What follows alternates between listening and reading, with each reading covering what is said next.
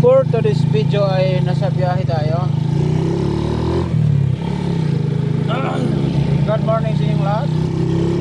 Kahit hindi gaano good morning natin, kailangan pa rin natin mag good morning. Alam niyo ba kung bakit hindi gaano maganda ang morning ng bawat isa sa atin? Dahil maliban sa pagtaas ng lahat ng bilihin, ang Bulkan Taal ay nagalit na naman.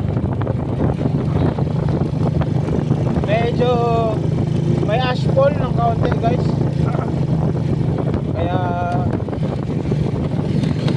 mag-iingat kayo at lahat ng nasa biyahe dapat pag face mask, dahil hindi maganda yan sa kalusugan. May konting ashfall. Ayan, naano ko sa bubong ng tricycle ko eh.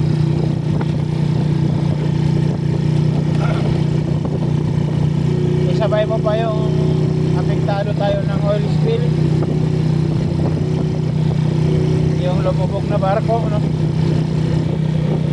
Paano tayo naging apektado nun? Kahit wala tayo sa dagat, paano tayo naging apektado? Ipapaliwanag ko sa inyo. Dahil doon sa oil spill na yon, tumaas ang presyo ng isda. Tumaas ang presyo ng isda dahil sa langis na lumubog din sa dagat, karga-karga ng barko. Nagkaroon pa ng sakit ang baboy sa Batangas, kaya pati baboy tumaas na rin. Dahil mataas ang baboy at isda, aba, magpapahuli ba si manok? Siyempre hindi. Tumaas din ang manok dahil kulang ang supply ng manok. Tumaas din ang manok.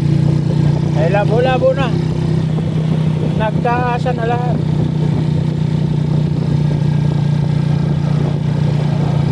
Height na lang natin ang hindi tumaas. Okay, lahat nagmamahal. Sana all nagmamahal. Makati sa lalamunan. Kahit naka-face mask ka na, eh, ano pa, naamoy mo pa rin yung ibang ano yun, mga abo-abo.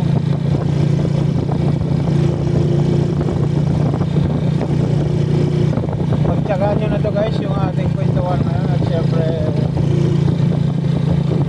napag-uusapan talaga natin, maliban kay Carlos Jolo, kailangan natin pag-usapan ng mga nangyayari sa ating lipunan. Ang pag-alboroto ng Bulkan Taal, ang pagkakaroon ng langis sa dagat, oil spill,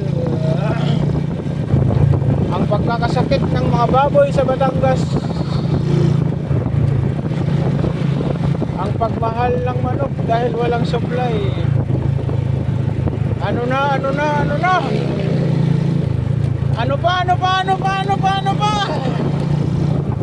Ano pa ang susunod? Siyempre, yung pangunahin natin kailangan sa bahay, bigas! Tumaas ang bigas. Tumaas ng 150 pesos kada isang sako. Yun ay sa 25 kilos lang. Ang dati bili ko noong 25 kilos ay nasa 1 to 30. Kati talaga sa lalamunan ng ano, na amoy ito. Amoy malang siya na bakal. Balik tayo sa bigas. 1 to 30 lang ang bili ko dati. Ngayon ay 1,380. Layo na tinalon, guys.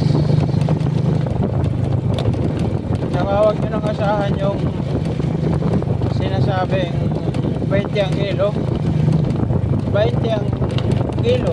Isang panahon na ginalon. Sa pangarap lang yun, pangarap. Walang ganun. Tanggapin nyo na. Walang ganun.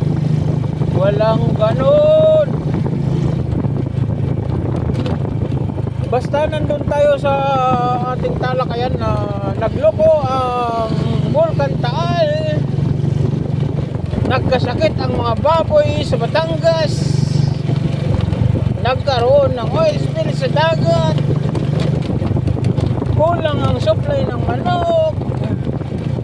Kaya nagtaas-taas lahat. Sumabay-sabay sa pride ang pagtaas. Bigas tumaas. Asukal tumaas. Kuryente tumaas. Mga noodles, kape tumaas. Mga grocery product tumaas. Ano ba? Ano bang mangyayari sa buhay natin ito? Ano na?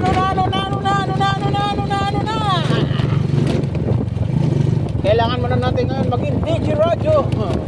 Radyo DJ pala. I'm sorry. Oo. Dahil pangarap natin yan. Kaya lang hindi natin natupad. Kaya daanin na lang natin dito sa ating Kapirasong channel. Tining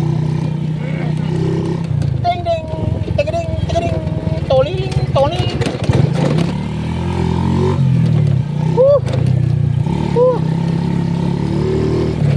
Gasolina tumas.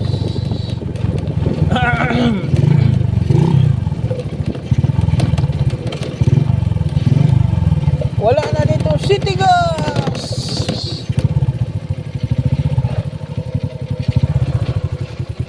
Wala na dyan.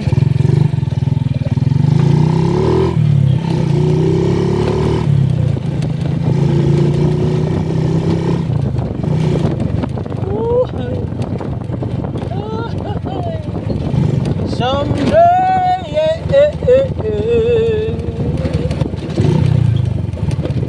may preno yan. Sabi mo walang preno. May preno yan. Meron yan. May preno yan.